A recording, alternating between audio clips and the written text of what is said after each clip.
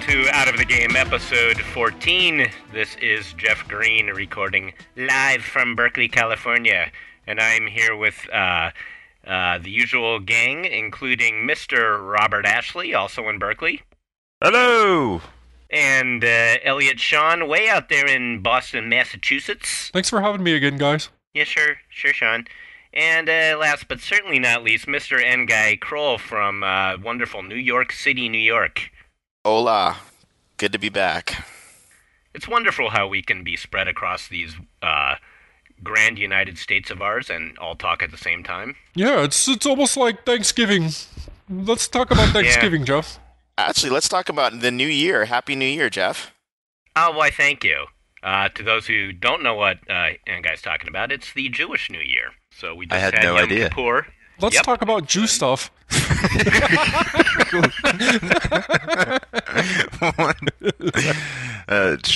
Sean is inventing a new character today. I don't know who what is this guy? No, maybe I'll explore more later. I think he's a game reviewer. Oh no. September 27th of your people's calendar was our New Year. How did you spend it? And what did you atone for? Oh, I had a lot to atone for. Mostly, I had to atone for the omelet I had at 11 a.m. that day, because you're supposed to fast all day, and and then you break the fast at the Yom Kippur dinner. So you're supposed to have not eaten because you're supposed to be thinking about your sins all day. So. Also, I cannot tell you what year it actually is. I'm trying to quickly Google it. It's like 5770 or something like that. 5771? I think so. Wow. Well, I live in Crown Heights, Brooklyn, which I'm surrounded by many Hasidim. And that's why I like to joke that with my hair, a couple of my locks, I would kind of fit right in, right? Right. Do you ever get mistaken? Does anybody ever say, I don't get mistaken, but one of the things I love about it is that there are a lot of people who I guess are either born Hasidim or become Hasidim in other parts of the world. So when I'm walking through the neighborhood, I'll hear accents from all over the place, like people who sound like they're Russian or French or Spanish. So it's kind of cool. There are definitely people who come from all over to live in this little corner of Brooklyn. Huh. So there was definitely celebrating going on here. By the way, it's 5770. Ah, I was right. In fact, today itself is 16th Tishrei 5770.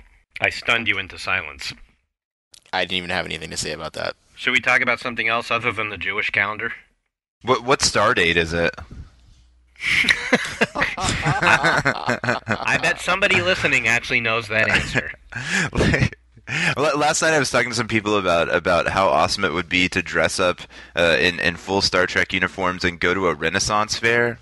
And sort of pretend that you're in one of the episodes where you get stuck in the holodeck and the holodeck is freaking out, and how like pissed off the Renaissance Fair people would be to have you walking around in your Star Trek stuff. It would be fantastic. God. That would be a great idea. Like you'd just be like completely killing the mood by doing that, or yeah. Except for you, it would be enhancing the mood because you would be on the holodeck. But you could easily show up to a Star Trek convention wearing a Renaissance Fair outfit and be welcomed as a member from the holodeck. God damn. Well, I on Friday at EA, I got in the mail a mysterious package that had a T-shirt in it, and the T-shirt said "I," and then it was the club symbols from playing cards. It said "I," club symbol, baby seals, and and that's all that was in there. And I was joking with my kid that I wanted to wear that to the next like Berkeley Peace rally, just because I'd be so hated. It would be fantastic. So. They can't figure out symbols though. Like they right. wouldn't. They would just think you're into baby seals. Like, oh, I baby seals and poker. You're probably right. Probably.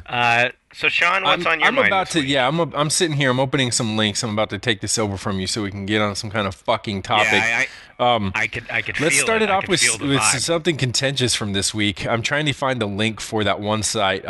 Two specific links. It has to do with the way that gamers respond to console reviews of console exclusive games. So there's the Gamers. site that was accusing. I'm looking at my Twitter. Okay, so Subhuman Shithole, Gamester, Seas Injustice, and Back Alley score brokering in a 9.3. I'm opening that right now. If you go to the site Games Thirst, we'll quench your gaming thirst. That's their tagline. They had this story that they ran this week called "There's Bias in Game Trailers Uncharted 2 Review." The gist of that was that because Gears 2 and Halo 3 received higher scores, that there must be some kind of bias against Sony's platform. I think it was even more than that. It was that they thought that there was some backroom shady dealings. Yeah, exactly. Going on because Game Trailers is owned by MTV, which is owned by in some way Microsoft is what they were claiming. And I just thought it's amazing. Like, if you were going to do some backroom shady dealings, like, shouldn't you perhaps get a little bit better of a deal than to give the preferential company a 10 and give the competitor company a 9.3? Exactly. The thing is if this was an isolated case of one lunatic on the internet, Ernest Gilbert, it wouldn't have been such a big deal. But then I started looking around at reviews for the game. Like, I know Anthony Gallegos' review on GameSpy is a 4.5 out of 5.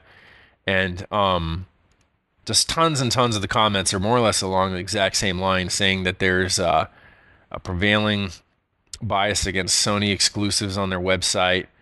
And and it's just like the thing, talking to some of these guys. I mean, I know Anthony is probably just exasperated over it, and thinking about when we would review platform exclusive games. I remember now actually trying to avoid it. PC doesn't count, but trying to avoid it when possible. And it just reminds, I don't know, my cynicism is just growing more and more entrenched over this past week as I see this stuff, because I think, I'm like, okay, you have to understand the rules of review writing are, one, that the people are going to look at the score first. They don't care about your perspective or any insight that you're hoping to offer in the piece. They're just looking to find the explanation for why the points were docked from the assumed perfect score.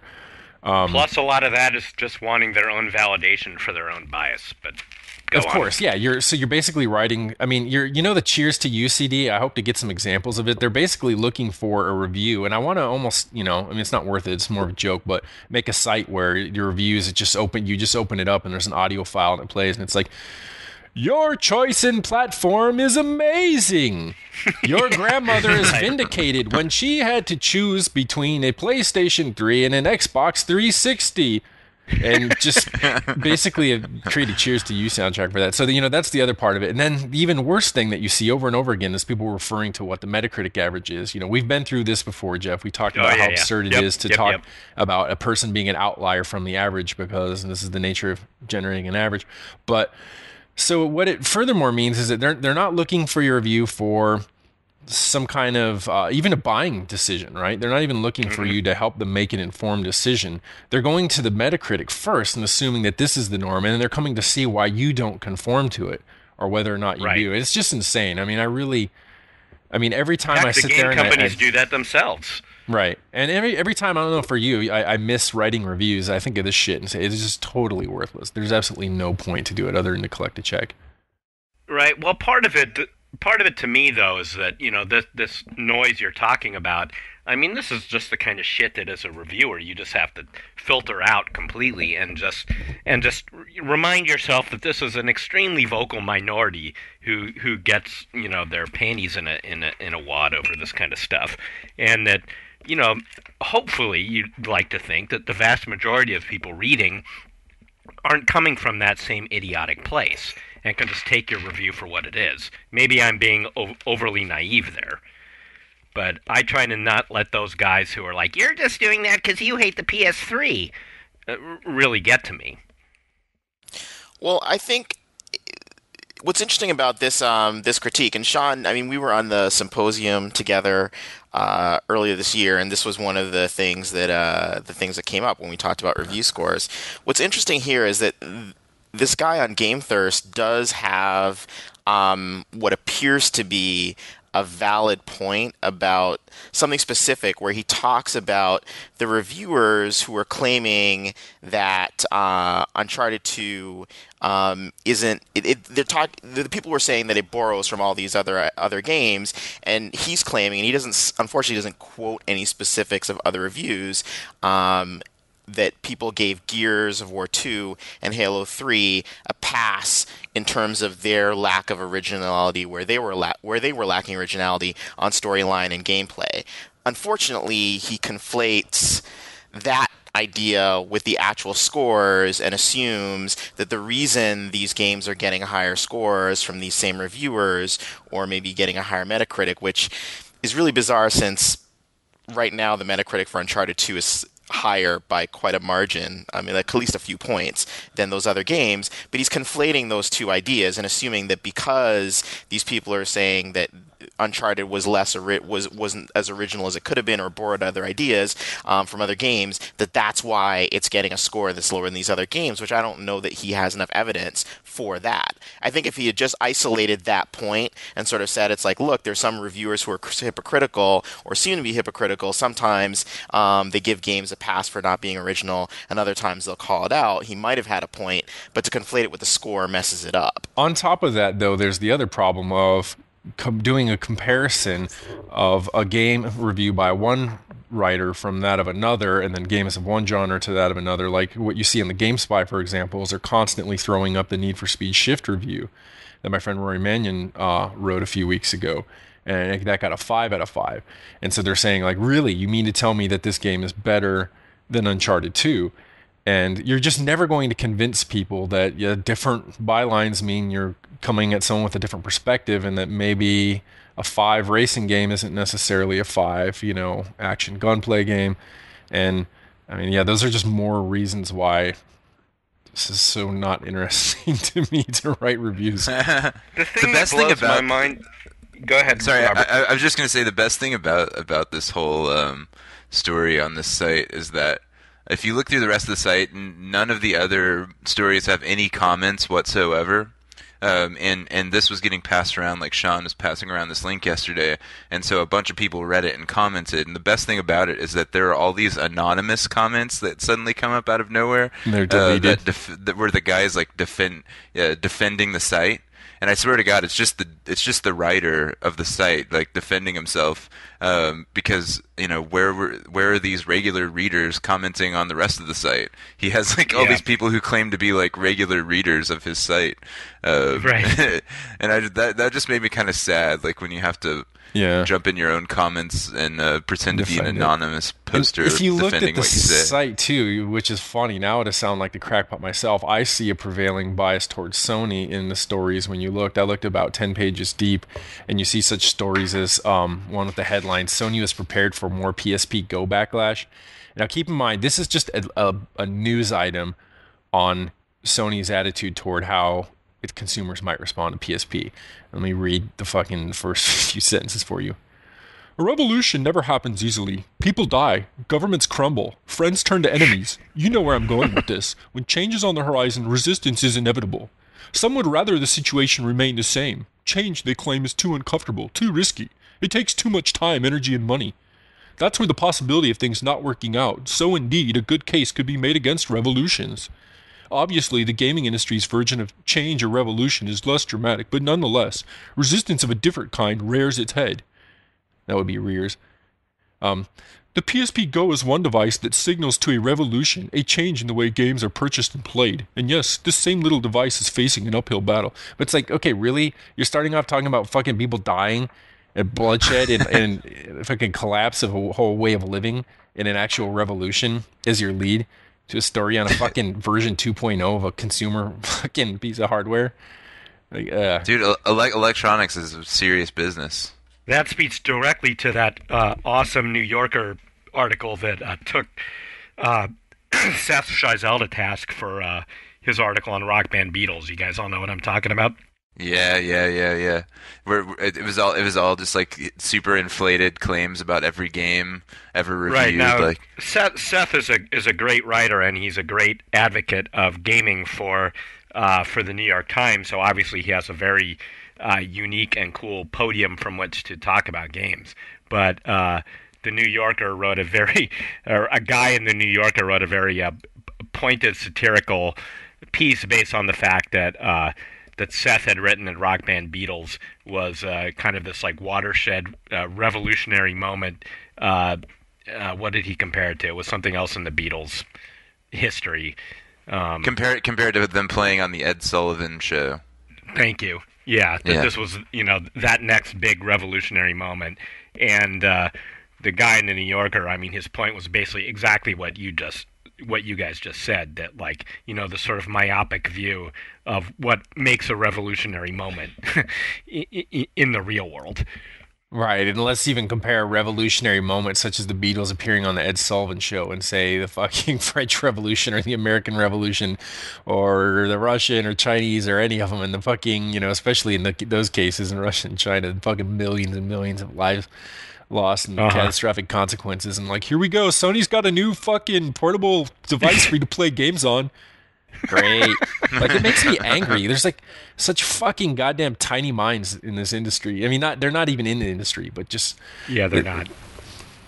Yeah, what I was going to say was in the case of writing about games for the mainstream, and this was certainly something I dealt with at Newsweek when I was there, was the challenge of trying to figure out how to engage readers that in a lot of cases you sort of had to assume weren't that interested in games. And by readers, I mean the 3 people I wrote my stories for, which were my editors.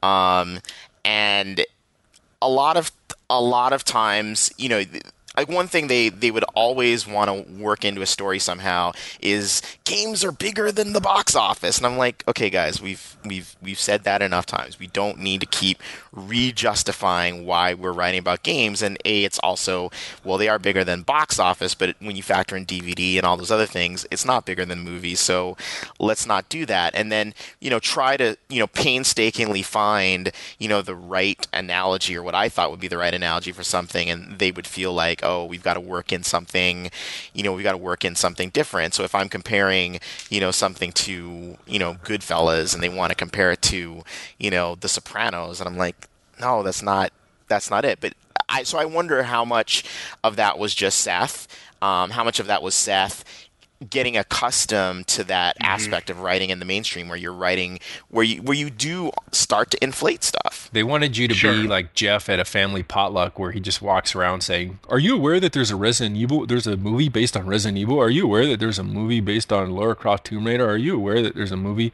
based on Max Payne?"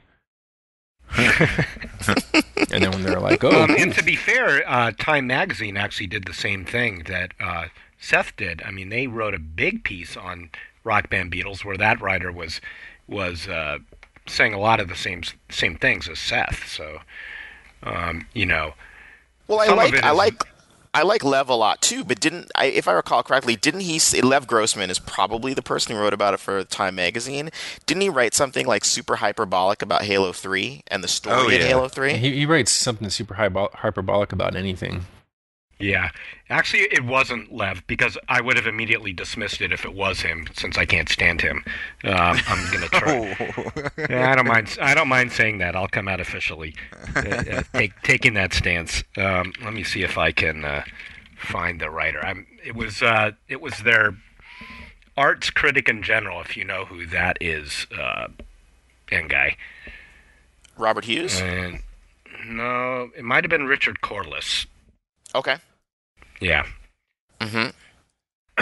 Anywho, back on this Uncharted 2 thing. I mean, I had heard that there had been fallout after Anthony wrote that review. And when I went to the review, I mean, I guess it's nothing new that we ever experience in this industry, but reading the review, it was such a disconnect between what was supposedly the fallout of it, because this was a rave review of this game. I mean, it was insane to read it and then realize there were actually people who were mad because they thought that he was biased against the PS3. I mean, in fact, I think the word excellent was in the headline of the review.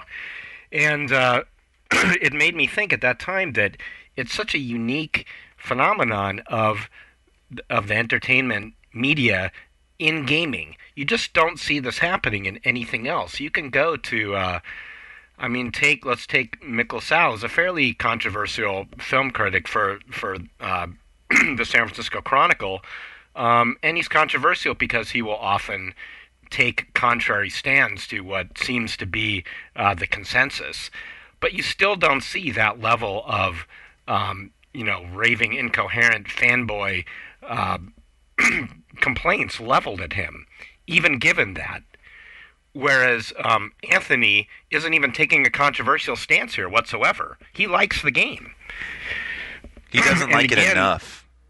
Right. Well, and that's the thing. I was going to say that there's this movie critic out here in New York named Armand White, who is, for some reason, like people, and he writes for the New York Press. It's an alternative paper. I mean, he's known in the film critics world, but I mean, he's not Roger Ebert or anything. But most movies he just doesn't tend to like, and he's very tough on them. But then he sort of likes strange movies, like he really liked Transformers 2. But that said, there are people who've gotten super obsessed with him and, are concerned about like his taste and like all this stuff. But this is at least stuff that he genuinely doesn't like. When someone gives a game 4.5 out of 5, and if you're grading games on a 5-point scale with half marks, that's the highest score you can give it if you're not going to give it a 5. It's a high score. Exactly. To get obsessed about the fact that, well, that's going to translate into a 90 in Metacritic, and that's going to somehow drag down the game. The last time I checked the Metascores, the Metascore page for Uncharted, all of the scores were either 100 or 90. You're basically being between 100 and 90. You're basically stepping in to be the referee for a World Cup match between like UK and Germany anytime you review a platform exclusive game. I was wondering if you guys had looked like on NeoGAF at the enormous thread they have going up that's a battle between Gran Turismo 5 and Forza 3. And it's nice for me to look at that because it's not a genre it's a genre I like, but it's not one that I'm just like religiously devoted to. So I'm not going to get into the tiny like battle of minutia that you see. And then so what you do is you see people and it's like every post is something about like fucking display ratio. Aspect ratio and display fucking resolution and all these little things that like they're just grasping. Like this none of this means anything to Joe consumer, however you're going to come and decide if you want one racing simulator that year. Like these are not things that are just going to factor in. And it just seems so like ridiculous and also just so blatantly transparent that this is what's happening, that this is just a battle between two console manufacturers, and the games happen to be their gladiators in this case. And right. That's what I think here, and that's why maybe it's my year away from being in the trenches with this shit that makes me just like feel like I can just dismiss it as just a bunch of nonsense and noise, because you just take the average consumer at home with a PS3 who is not actively sitting on message boards all day every day, does not have some kind of like idiotic emotional attachment with this piece of machinery, and actually has a life. Well, that's a specious thing to say. I withdraw that last statement because that's too easy. But let's just say that they're just looking for some good game to play for themselves or for their kid. And they'll read Anthony's 4.5 review, and they're going to come away from it saying, wow, that was a great review. I should get that game.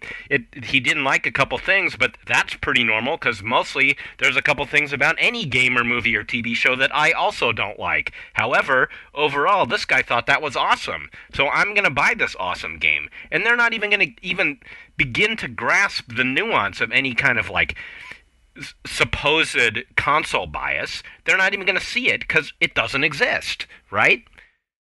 Yeah. Indeed. In reality, it doesn't exist. It only exists in these guys' heads who just have nothing better to do than troll these message boards. Well, because there's also just that crowd of people out there who are hoping for like the savior game for this platform that they've been online evangelizing and defending and spending hours of their time trying to basically cheerlead for like 3 years. They're looking for like that next like big 10 game. Like it needs to be a 10 for them to really be able to claim that it's like the big game of the year, and that they're finally justified in their insane devotion to this object. I see. So you're saying that it might be this particular phenomenon might be this might be particular to the PS3 itself because it's been this kind of embattled machine. Yeah, I don't think you would see the same level because there are plenty of 10 games at this point for the Xbox, and anyone who's like a big defender of the Xbox doesn't have to reach very far for something to throw. But the PS3 people seem to be starved for something that they can use as ammo. Yeah, and it has been in question for a long time. I know a lot of studios have sort of been waiting to decide whether or not they want to make their games for that platform. If it's a multi-platform thing, they were waiting for price drops, and it has been in a situation. But I mean, I don't know, it got pretty heated last generation as well when Sony had the definite edge for the longest time. Right. Wait, well, what I want to know, this is a good segue to another reviews topic, which I'm sort of interested in, and that is that Jeff's game was reviewed by his old publication, or at least his at least OneUp.com, and and it made a what was the score, Jeff? It got a C+, and I believe that was. I'm going to Metacritic, but I'm fairly certain that was the lowest score that our game got in the game's press. So, which just goes to show you that loyalty counts for jack shit in this industry. Did you have any like fanboy defenders on the comments, like going to hilarious. town? Like, oh my God, it's hilarious. Oh yeah. You should go there. It's a hilarious read because there's some comments that appear to be dead serious from people saying like, WTF? How could you give a game that Jeff Green worked on, anything less than an A? Nice. Which is ridiculous, of course. Right. I'm at Metacritic right now, and the lowest score other than the 1UP score is a 70 from Nintendo Power, and then it goes way down to a 58 for 1UP. Wow. Yeah. What you need, Jeff, is a review on e4g.com. It's everythingforgamers.com. And I'm serious. Like, we can make this happen if you want it. So just say the word. The thing with I'm sure we could, because I'm fairly certain that half those reviews were written by you. Not by me. I haven't written a single one for it. But the thing is that we found this site at first, and it just had, I think it was like the Halo ODST review and then the Uncharted review, and I just couldn't believe how poorly written they were, and how poorly thought out, and thought it was hilarious. And so I know this one guy, Mitchy D from Twitter. I don't know him well other than, see him on Twitter. I think started writing the guy and was curious as to how he got a review copy for Uncharted, basically to produce such an illiterate review. And it turned out he basically got the guy to admit that he hadn't, that he was just basing it off the demos and stuff. And that the site is run, he basically takes submissions from anyone who has a review that they write and they want on the site, and they just turn it into traffic. It kind of makes perfect sense because, we always talk about how, this is my other rule of reviewing games. So of all the things we mentioned, you have to keep in mind as you write. The other thing is that who's ever reading and commenting on it wants your job. So a site like this makes use of the pyramid scheme that it all is by saying like, hey, right, you can be a reviewer too. But so I think once people figured that out, they started on their own. I think Urinate Logjam was the first. That's a anagram for game journalist, of course. Wrote a fucking absurd Batman Arkham Asylum review, which was followed up by another poster. And they tell me on my Twitter that they were submitting this shit by a Wet review, by a Risen review, and a Fortune's Forever review. And every single one of them is just deliberately intended to make an absolute mockery of the site, and yet the guy keeps posting them, and they're up there now. Like if you go to their site, the most popular are two of the spoof ones that people put up. But that's actually a fucking awesome use for a site. Like maybe the site should just become a spoof reviews site. It should mutate into that. That makes it so much more entertaining to me. That would be awesome. There's this one I wish. Rory read it to me, and it was from a closed Something Awful forum, Something Awful sub forum where you have to have a membership to read, and it's like something about it's just for a bunch of people who hate video games, and there's this mock review of Batman Arkham Asylum that was basically selling the game on the number of vents and the ways that you can interact with vents in the game, but totally seriously, like, you know, you can talking about vent porn. I've never basically used a vent this way in a video game. Like, yeah, before. sometimes, you know, like, they might be hanging by one bolt. Sometimes you can kick them off. You know, you can upgrade and get weapons that pull vents down if they're high up above you, and like, just the whole fucking thing was awesome. But it would have made an amazing review. I actually wish I had access to the reviews on that side are just brilliant. Even the ones that probably weren't jokes, they were probably serious. And I was jealous of all of that writing, because I thought, like, wow, this is beyond my ability to be funny. Just the way some of that stuff was written. Yeah. So strictly as a comedy site, I highly recommend it. I have to give props to whoever wrote the Fortress Forever one for just throwing in gamer this or that as a. So, like, here's an example. So, like, you know how we were talking about gamer thirst, how they'll wet your gamer fucking whistle or whatever? So, like, in the review for Fortress Forever, he says, I got to start up here. This isn't your grandma. Wait, what is it? Okay, sorry, Mom. This isn't your grandma's HL2 mod. Unless you're a veteran of sitting in a chair on a computer for many hours, I don't think I can recommend this to you.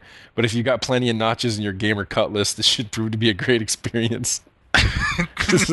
Notches in your gamer cutlass. God. Oh. Jesus. Yeah. So if I could veer this back to me and my game. Yeah, no, I tried to smooth it into the Batman discussion, but yeah, take it back. Well, I know. And subtle. Let's please get back to Batman, because I love that game. But I do want to say that this was my first and pretty much probably only experience that I'll have as, at least for now, as a game developer getting reviewed by the press. And it was a really interesting experience, both to watch the reviews come in and my reaction to them, as well as to be there firsthand, you know, at EA with all the other people who work there as the reviews were coming in. Both were really interesting experiences because, you know, I mean, basically as the positive reviews came in, they would get disseminated, and an email would go around with everybody high-fiving, and then the negative reviews just kind of didn't get discussed. So nobody talked about the one-up review. That didn't make the rounds of the internal PR email chain. However, I was out of the office on the day that the one-up review came out, and I came in the next day, and I was like frickin' bombarded by people all day long about the one-up review, as if it was my fault. Put your dogs back on the leash, Jeff. Put your dogs on the leash. Yeah. I mean, I don't know how many times I had to say, like, I don't work there anymore. Yeah, and not only that, the site is now, like, just entirely unfamiliar. I mean, there are a few people. There's Jeremy Parrish and David Ellis and I think Sharky. But other than that, we don't know anyone that works there any longer. Well, I had no clue. Not only did I have no clue who the person was who wrote the review, I mean, who they were personally, but I didn't even know if it was male or female, because her name was Chris, Kris. So I had no knowledge of this person whatsoever. I guess it turns out it is a guy. Well, two things sort of come to mind for me. One is, I mean, do you think the review had anything to do with the remarks that you made at PAX? That's the first thing that comes to mind. Not at all. No, I'm sure they specifically assigned it to a freelancer. Context? You mean the context being that I dissed one-up a little bit in the PAX thing, or just in case anyone hadn't heard the context of that. Though, of course, my disses were completely not serious. I mean, of course they weren't. So, what if Chris was a Latino? I mean, I think it's funny because I read the review, and I mean, I should say my personal emotional attachment to the game is maybe not.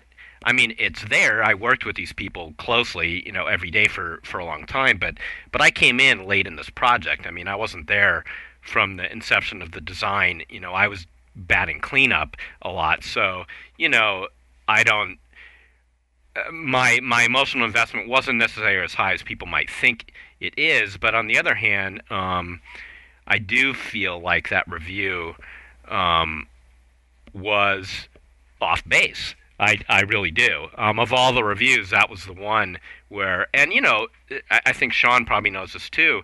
There definitely comes a time when you're at the studio where everybody sort of has a general understanding of where your game is probably going to be. I don't think in general that Metacritic ends up being a big surprise. If you are willing to be honest and open on the game you're working on, at some point as you head towards completion, you start thinking to yourself, this is probably about an 80 or something, unless you're just completely delusional. And the reviews for our game, I think, came in probably at around where people thought they would be. Right now, Metacritic is at the total is 76, which of course includes the 1-up slam. But the interesting thing to me about the 1-up review was that you know what? Actually, I don't want to criticize the review. I don't. I'm changing course here. I don't agree with it, and I'll just leave it at that. That's probably a good idea. I always wonder when I see the comments on a game like this that gets slammed, if there's not someone on the staff who made an anonymous account, or made, like an alt account and is getting on there to try. Because, it just depends on the game, especially if it's a game like this. I'm not among, what we call core gamers. It wasn't the most anticipated game. It probably wasn't anticipated at all. I know you can't say that, but I'll say it. No, the typical dude who goes to pre-order Modern Warfare 2 wasn't really paying close attention to this game. And so, for games like that, and then suddenly you see these 100 pages, but 100 comment response chains to a review, I always wonder, who the fuck is it that's that invested in this game? Yeah. Well, they're right. Jeff Green fans. In this case, yeah. I will say that I did post on the official review thread at 1UP.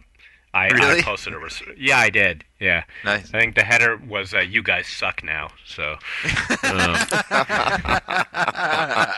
Don't get in trouble for that. But nice. I went up there. I went up there as me. I wasn't anonymous at all. I logged into my 1UP account, which is still active. So. That was my. Yeah, that was my official comment, official response to that game, or to that review. Yeah. I guess the other thing that it brought up for me, since you were sort of talking about the not knowing who's there anymore and that kind of thing, is what did you and Sean say to Garnet to convince him that it was time to leave, follow in your footsteps, and depart the 1UP plantation? That was a pretty momentous occasion there, wasn't it? He was sort of the last of the old timers in a way. Well, that's not true. Jeremy's been there forever. Yeah. And Sam much Kennedy, longer than Garnet. For a long time. Yeah. But kind of the last of the podcast all-stars. That is as true. Such. No, they're going to have a new generation of talent that rises up. Everything that Sam Kennedy told us told me to tell everyone when I left. You're mean. You're mean. No, I think it's awesome news for Garnet. I'm very happy. It sounds like he's got a lot of new responsibilities he's taking on, and that's very cool. Very cool. Mm-hmm. Yep. Very very happy for him. Seems like a good move. Hooray, Batman! So do you want to talk about Batman, or you want to hear about some more game-related absurdities? I don't want to talk about Batman. Let's talk about Batman. Batman? Okay. Yeah. No, I haven't finished it yet. One of the cooler things about this Batman is that it remembers that first and foremost, Batman's a detective. So it's got a detective button that I can do some detecting with. It's really polished too. The grit is polished, and the polish is gritty. And also, I really like how it remembers that Batman is psychological. Like a lot of people that make games based on Batman forget that he's almost as crazy as the guys that he fights, and in fact, he's almost responsible for their existence. And this game really remembers that. I think that's a pretty decent review. Well said. Yeah. Yeah. Yeah, I have also not finished this. I don't know how far you are, Jeff. I think I just where am I at the game now? I'm at like the third Scarecrow event, I guess. The Lighthouse number 3. Yes. I beat Poison Ivy. I think it's okay to make that spoiler. And I'm now in some humongous fight that the Joker has set up with me and a bunch of his Titans and henchmen, and it's kicking my ass right now, that fight. So I don't know how far along that is. Yeah, for me, I got through the first chapter of the game, and just a little bit after the once it opens up outside of the asylum and onto the grounds, and so I've just run around doing a few things out there. But the moment to moment gameplay, like the core gameplay loop, is pretty phenomenal. I mean, the start of the game is kind of the umpteenth game to rip off from, the opening of Half-Life, right? Yep. Sort of like the slow walking through the environment, taking it all introduction, but I thought it was so Riddick because you were going into a prison too. Like it reminded me so much of Riddick. Yep. Yeah. I will say That's another one, but handled. it's done so well. Like it's not. I mean, I'm not like these supposed reviewers of Halo and Gears of War who are now harshing on Uncharted for not being original. I mean, yes, you know where it's coming from, but it's. I mean, you're walking with a bunch of guards who are escorting the Joker into through Arkham Asylum to be incarcerated, and it's awesome. Like, as Batman, that's a cool thing to do. It was a great way to introduce the primary players in the cast as well, and it was almost disappointing to me when the cutscene started up after that. And it just reminded me, nothing about the quality of their cutscenes.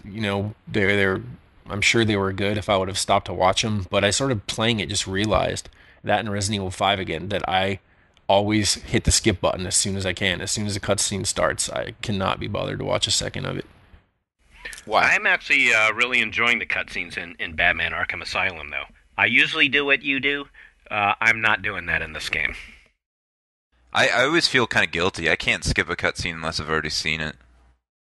Ditto. Even though I want to, I just can't for some reason. I think they're really well done in this game, and I think that the whole storyline in this game is very cool and it's very clever. And I thought it was particularly clever just to leave the whole damn game in Arkham Asylum. I mean, other than these little outdoor environments, which actually are part of Arkham Asylum.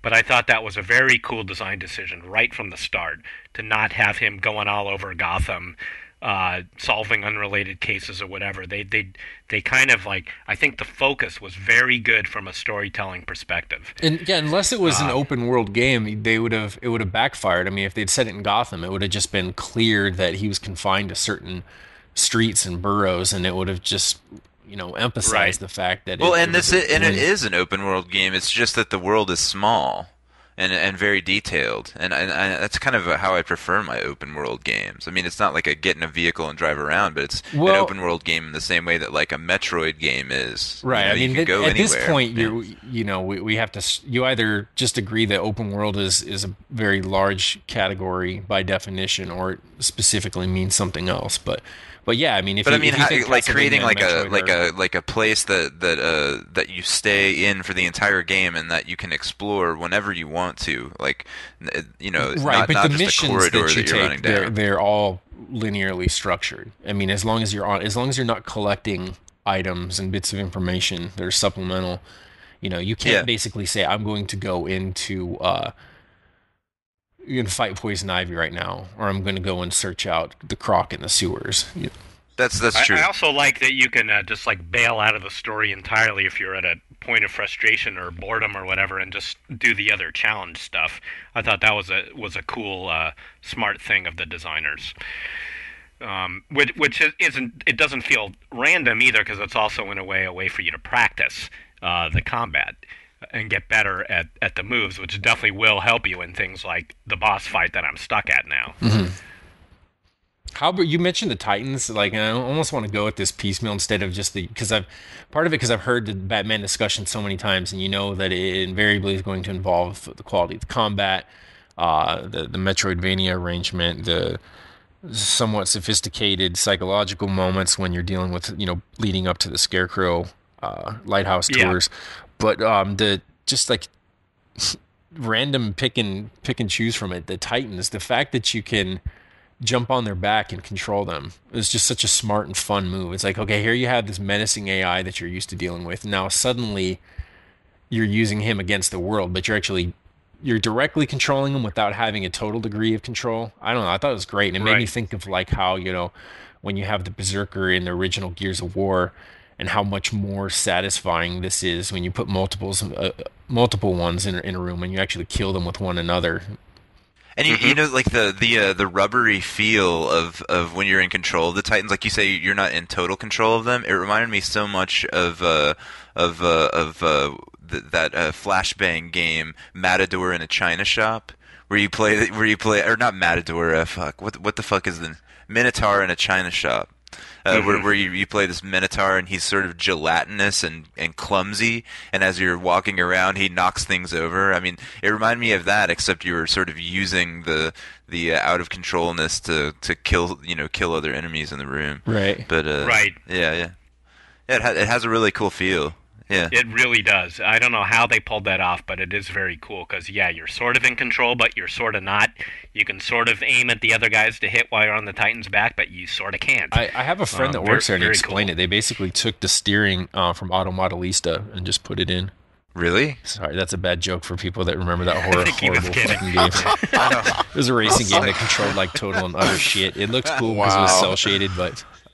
No, but it's interesting because it's like you sort of wonder, was something in the air, because you have a similar mechanic in the forthcoming Dante's Inferno, which they've shown, like these sort of rideable creatures, and then also in the new God of War, the next God of War game, God of War 3. It was amazing that it never appeared in God of War sooner, don't you think?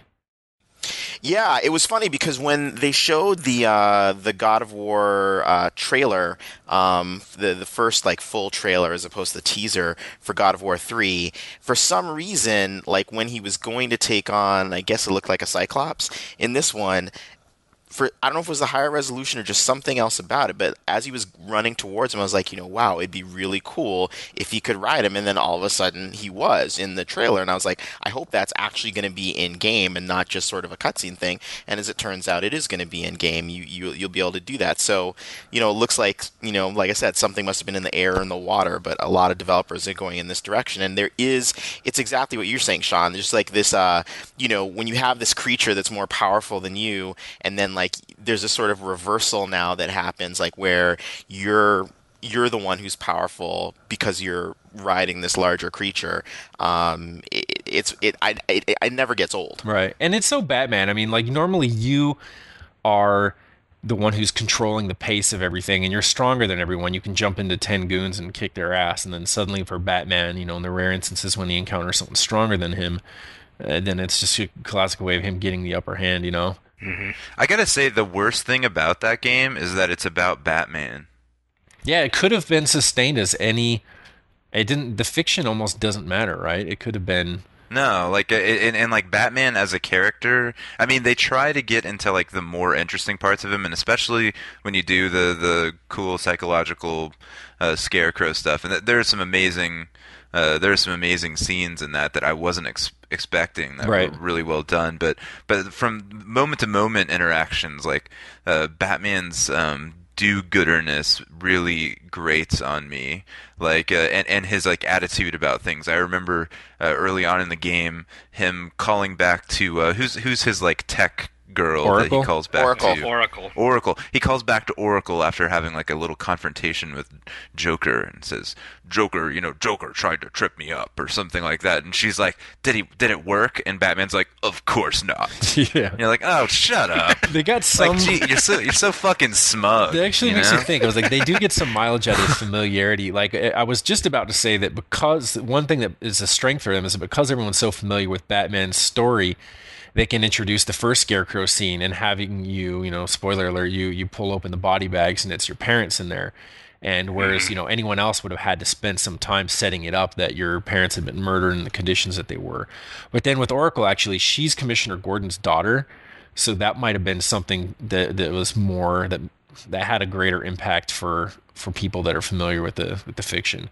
When you have the hallucination that Gordon's been killed and you call back to Oracle and tell her. Yeah, I mean, well, they let you know. See, I'm not super familiar with Batman, so like they did explain before Gordon dies that Oracle is his daughter.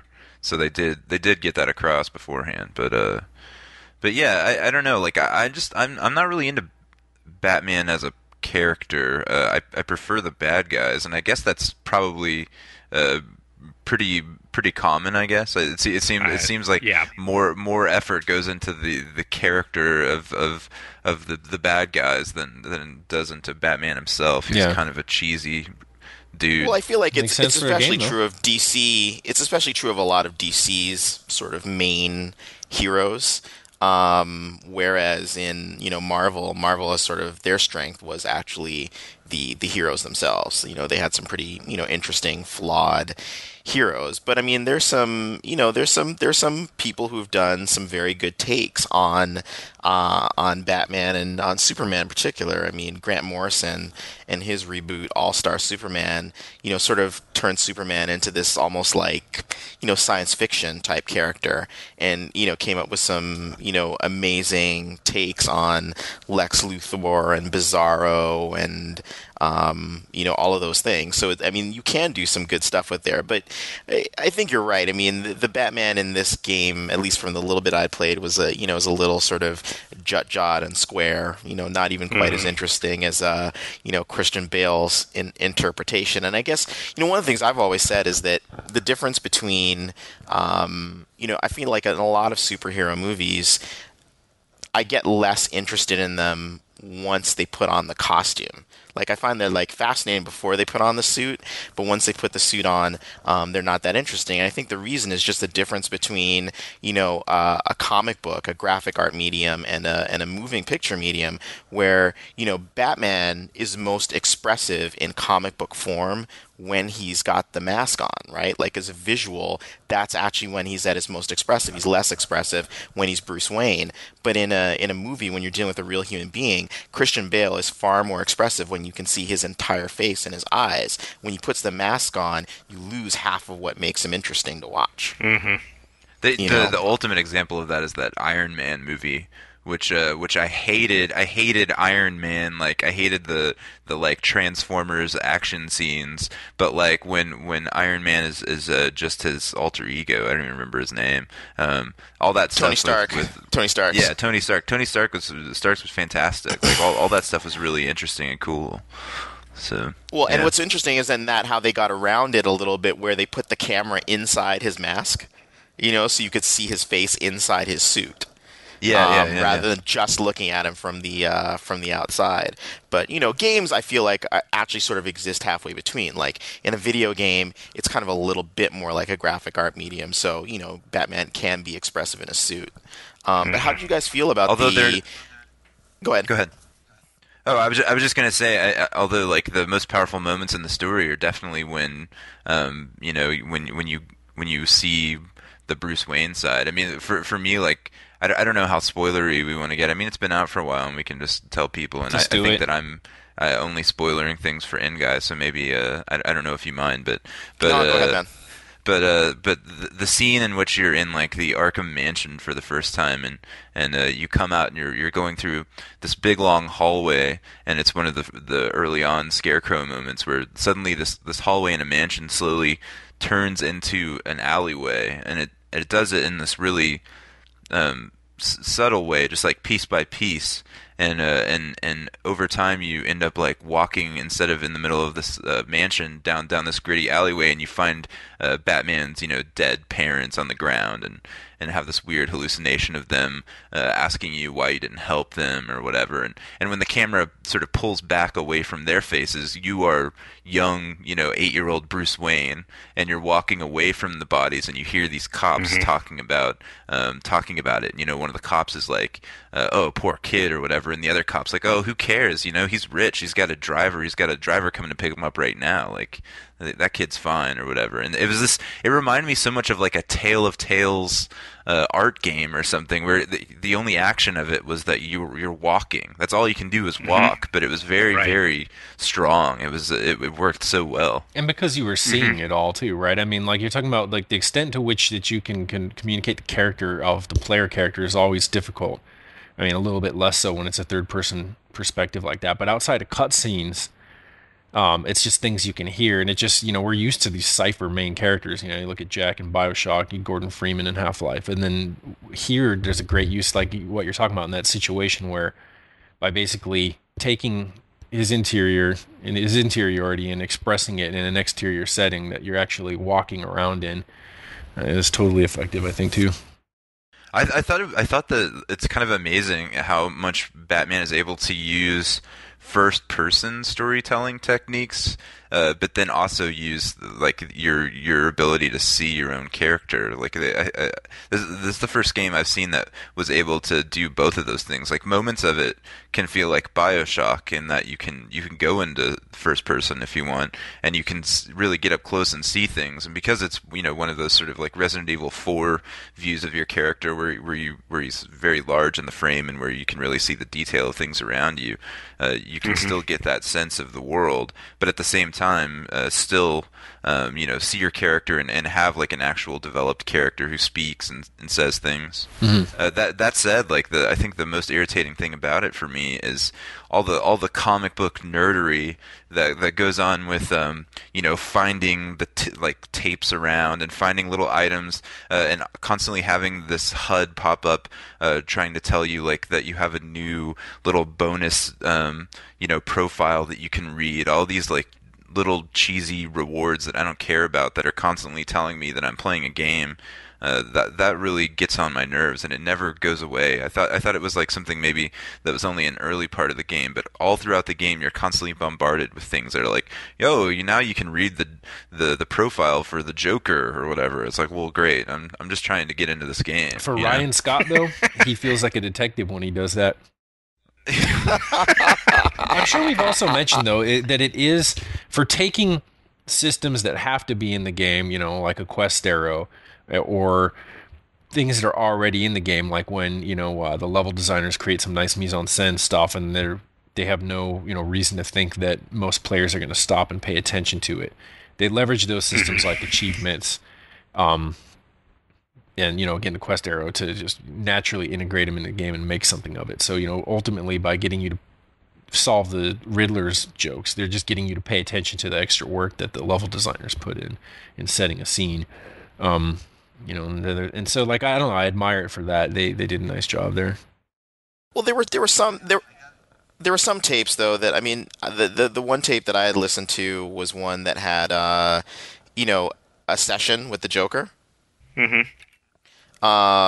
So with I guess like I think it was like a therapist, like whoever his like a psychologist was, and that stuff was kind of cool. I mean, I can see what you're saying, Robert, about those sort of almost like pop up, the equivalent of you remember that VH1 show Pop Up Video back in the day? Sure. Yeah. Where you had those factoids sort of come up, and I hadn't really thought about that. I guess I'm just so used to games having that non-diegetic material in them sort of popping up, but I think you're right, and it's sort of like from a design perspective, what's challenging is like presumably they could give the player the option to turn it off, but how do you do that before the players had the opportunity to know that they dislike it, right? Like, I mean, do you wait like sort of like 2 or 3 missions in and say, hey, you can turn this off, or what? I mean, and I guess I could also not pick up those items if it irritates me that much. Of course. But I also just have this total Pavlovian like if there's an item, I'm gonna pick it up. Like I'm trained like a gerbil to do that stuff. So. I agree completely. Yeah, it's one of those things that like there's. It's tough to figure out what the right answer is, because you're right. You see something there that can be picked up, you walk over and the action button comes up, you're going to do it. But you're also right that if you're in this world, they're doing such a good job telling the story. Doesn't make sense to have that density. Is that stuff that's sort of better left for a Valve style, second playthrough where you can turn on the director, the creator commentary or something like that. It might help too if you knew up front what sort of benefits you could gain from doing that would be. So, ultimately what's going to happen if you get every single one of the Joker riddles? I mean, part of it, you could argue, is the fun of waiting and finding out. But, when I compared that to, I guess this is a stilted comparison because Resident Evil also has a bunch of number of documents that you can read that there's no real point in reading it other than, maybe learning something about the world. But they when they hide treasure throughout the world, it gets you to pay more attention and snoop around, but you know ultimately that you're going to cash that in for money that's going to allow you to upgrade your weapon or buy something that's going to benefit you. Mm-hmm. The the tapes and those kind of documents, those didn't bother me at all. I actually enjoyed them in the same way that I enjoyed the cutscenes, and that I felt like they at least took the time, within the Batman universe to do a nice job with the voice acting and the characterization, and if you care, operating within the fiction of this universe, I felt like they did a cool job with all those little things. Things like the Riddler things, those were obviously a little more gamey and a little more artificial, but those didn't bother me either. I guess my tolerance for gamey things is maybe it may be higher than you guys, but I also really appreciate it in a way that they, as artificial as it is and as blatant as it is, that it allowed, in my mind, for, I don't want to say replayability, but I know that, at least I've heard, that when you finish the game, it's not game over and you're done, that you could go back and you can explore these environments. And I got a little bit of satisfaction out of figuring out the Riddler riddles, and some of them were oblique. Sorry, I was just gonna say, like, I don't want to make it seem like I didn't like any of that stuff. My main complaint was really not like doing the riddles or looking through the environment to solve these riddles, which I actually thought was a pretty clever thing. It was more having menus constantly pop up on the screen when as you go through the game to tell you that you've unlocked some small bit of content that you should check out later. It's that kind of stuff that I feel like is it's just sort of when you're playing a game that's such a carefully drawn world where you're really in it and you're really enjoying being there. I felt like it was constantly pulling me out and reminding me that I was playing a game. I liked looking around the levels for the Riddler stuff, and I thought that was cool. And I just didn't like the stuff sort of popping up and talking to me all the time about the game. Yeah, that's fair. Yeah. What abilities did you guys sort of focus on leveling up? Well, I always, actually, I admit, I always go for armor early on, because I feel like any handicap I can get is going to be good for me, given that my Twitch skills kind of suck. But after that, and after I felt a little more confident with my combat abilities, then I went for like the takedown stuff, all that kind of fun stuff. So more of the hand-to-hand stuff as opposed to the weapons? Yeah. I was definitely going for the batarang stuff. I felt like that stuff helped a lot when you have these like stalking missions against guys with weapons. Makes it a lot easier. It didn't seem like I had to make very difficult choices that were going to involve like real opportunity costs, because I would always be able to go back and upgrade along the other path, and my assumption would be that by the time I was toward the end of the game, I would have everything maxed out. But I did choose the Sonic Batarang early on. That its utility was pretty clear. It's a way of luring someone over. Combines well with the other powers if you want to get them under a gargoyle so you can drop on them, or over a wall that you also have explosive charges on. Seemed pretty useful. I definitely thought that, sorry, I was just going to say that's one area that they could definitely improve on, is if they could create that sense of you making like serious decisions about where to spend your sort of your power in that game, like something like That's Dead true. Space, where there's like a really tight economy on that. It's really interesting when you have to make those decisions, but at the same time you want to be like super badass Batman, so yeah. That was my I think that the best part of the game for me was that feeling that that you are, well, I don't say you are Batman, but that that your strength and your ability like far outclasses any of the enemies in the game, and yet they were able to do this nice thing with the balance that doesn't necessarily mean you win every fight, but the ability to kick 10 guys' asses at once was such a neat it was such a neat conceit for this game that you were definitely had the advantage over all the enemies, and you have all these environmental and gadget stuff at your advantage, and you still had to like play strategically and think wisely. You could not just walk into the room and because you're Batman just beat them all up in a bruiser kind of way. You really had to think about it. Yeah, especially anytime they had guns, it was obvious that you had no chance unless you were going to, think tactically.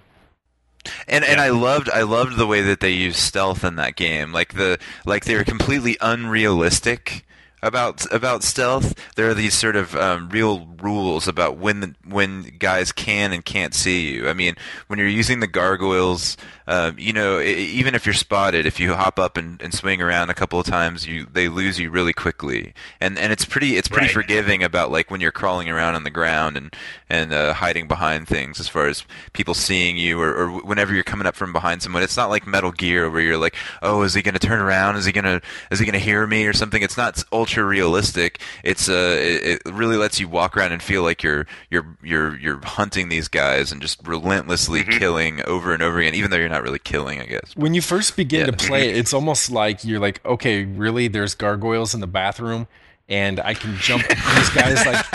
These guys cannot look up for the life of them. But then as soon as you get over that and you realize like the ease of escape, the clarity of their degree of awareness, and then you go back and you compare that one to Metal Gear, which for the longest time most people ended up playing it in the map, entirely eliminating the need for anything else, right? I mean, you played large parts of Metal Gear Solid 1, 2, just looking at the map in the corner.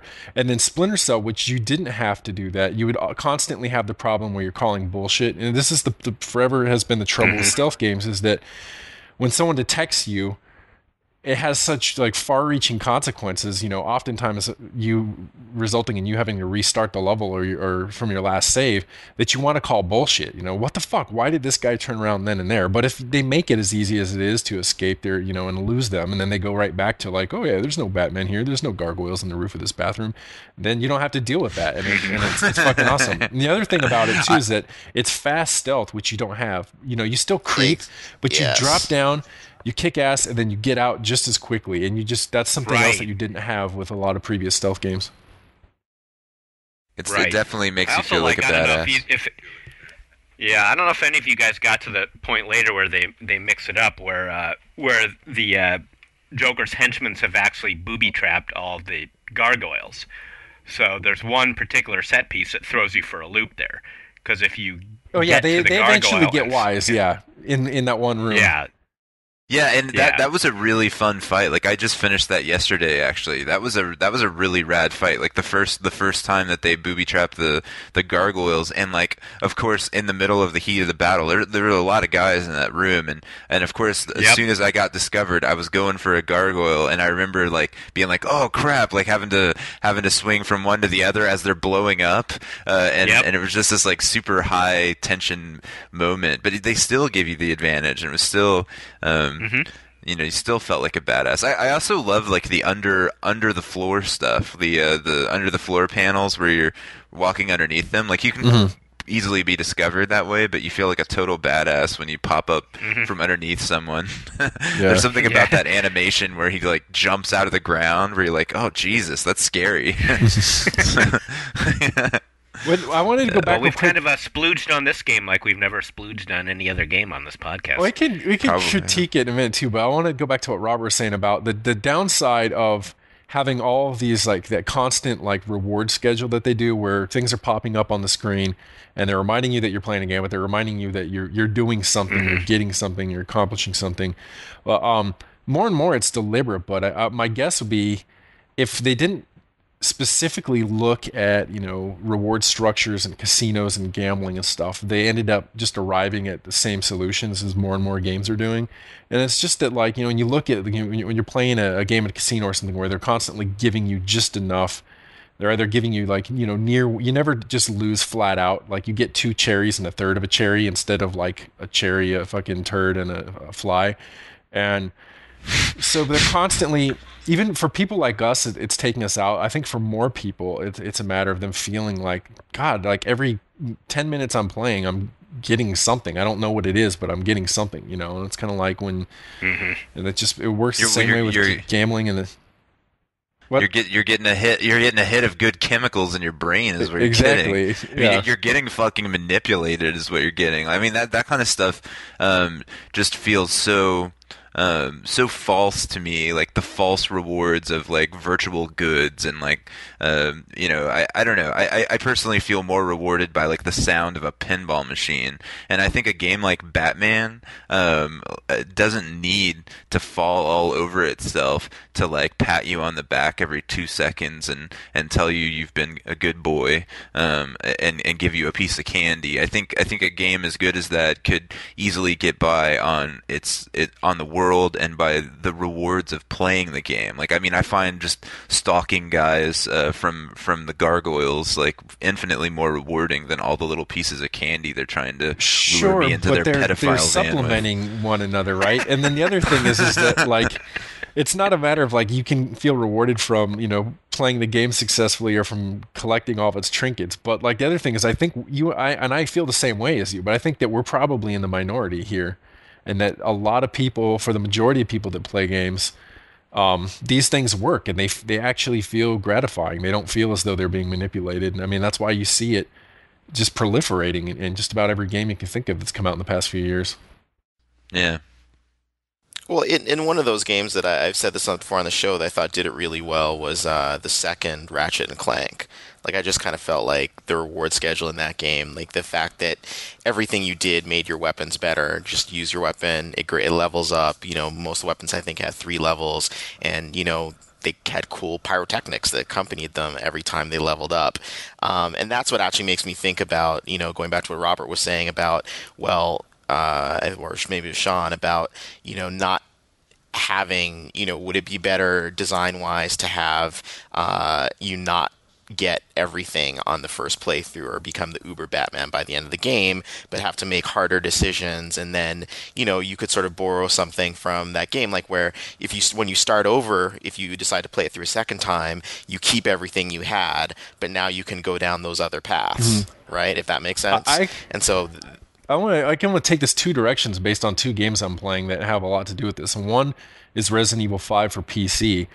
And of all the things, like, get to all the fucking gross failures in that game, some of the things that were, I believe, underappreciated is that you can actually, it's a totally linear game, and yet you can farm out of chronology for items and stuff. So, like, one thing, like you're saying, some things are set so that you will never have access to them until a second playthrough. And those, for example, will be, you know, costumes, some of the high-end weapons like the minigun and the bow. But as you're playing also, once you upgrade a weapon to its maximum extent, it will usually unlock another item for sale in the store. But the problem is that it costs an extraordinary amount of money to do that. So what you can do, though, is that while you're still playing and you have your save progress for wherever level you get to last, you can always go back to any other level with the weapons you have, even before you finish the game, and go to some of the levels that you know are particularly, you know, rich in treasures and ammunition and stuff, and play through those. And then not only are you stocking up to go ahead with money to upgrade your weapons, you know, more, you know, ammo, grenades, health pack, and all that stuff, but you're just getting better at the game.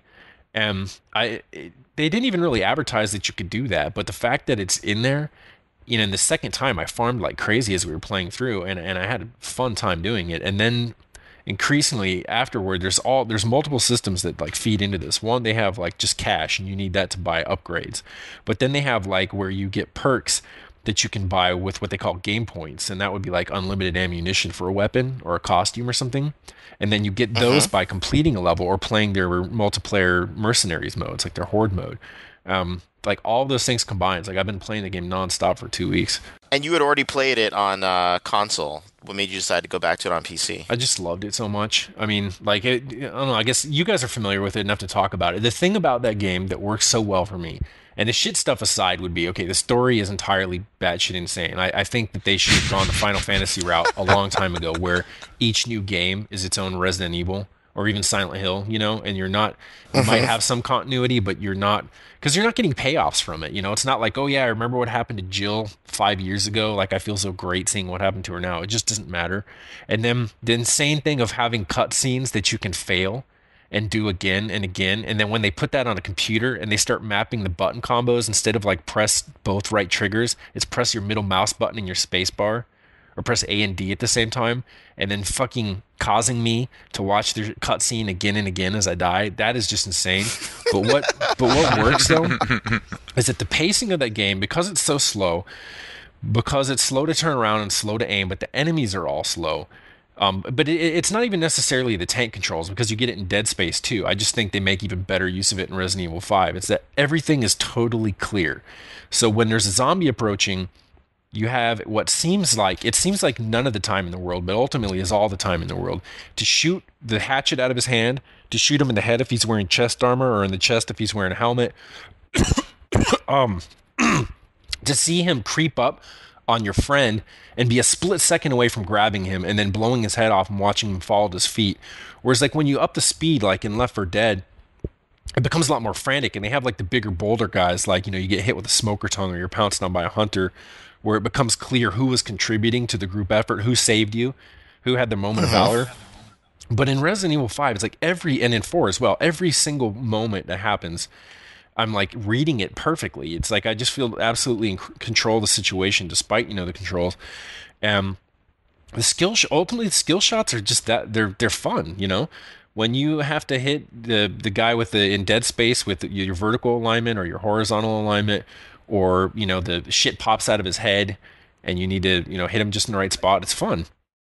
I do think that both of those games get that shooters are too fast to really enjoy like every moment to moment thing that happens to you for the most part. Mm-hmm. I mean, there are obviously shooters like Team Fortress where you have all kinds of crazy shit going on and it's really fast, and there are all kinds of like moment to moment interesting things that happen. But for like a scripted game, a scripted like storytelling experience, where the main gameplay is to go around shooting things. Mm-hmm.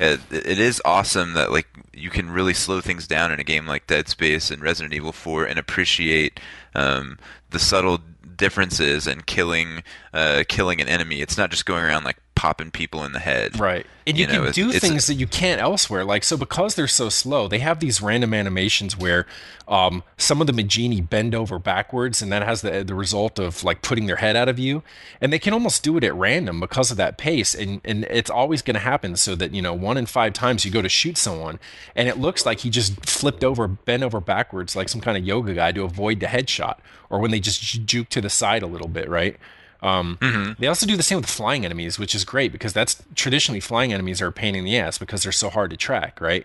If they go straight over your head, you're fucked. And here they basically just hover for a second, and then they jerk to the side now and then, and that side jerk's enough to throw your aim off, because in a game where every single round you shoot matters because of the resource scarcity, and you feel as though, hey, it's dodged you or something, or when like suddenly they jump at you.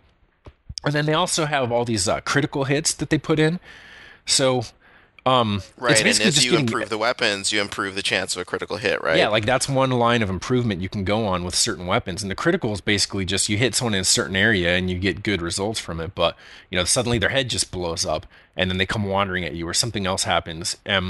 Like that's something too where, you know, when in a game where you're just shooting guys over and over again, a critical like that can add so much flair to it, where you're both like, holy shit, did you see that? Well, I know you saw it because actually it's Resident Evil 5 and, you know, you see everything. And so I think that for all the shitting, so many people shit on that game. I only play it cooperatively. I think it's a fantastic game, and to be honest with myself, I played it now more single player, cooperative, outside of a competitive PvP game. I played it more than any game this year. I think it's totally underappreciated. There's I won't go on endlessly, but there's so many tiny things in there that I love. Actually, one last thing, because it's so fucking awesome. Playing on a veteran mode, they actually, somehow the designers convinced their animators to take the time to put in some additional animations, which almost never happens, because the harder the difficulty mode, the fewer people are going to actually play it. You're really just catering to your most dedicated fans there. So they have the chainsaw guy, and normally you kill him, you go and pick up the jewel that he drops or the key or something, and that's that.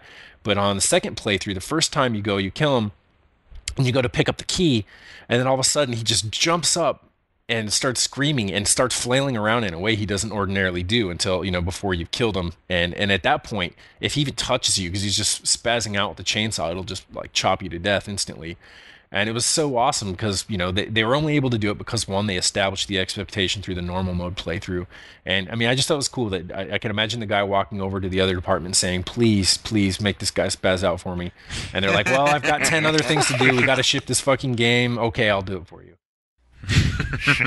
Wow. But as underappreciated, Sean, I just want to make sure for our listeners, are you saying that an 88 Metacritic for the PC game was not high enough? I don't care about the scores. I'm thinking entirely of conversations on it, specifically at NeoGAF threads about people just saying it's a worthless piece of shit and totally unfun.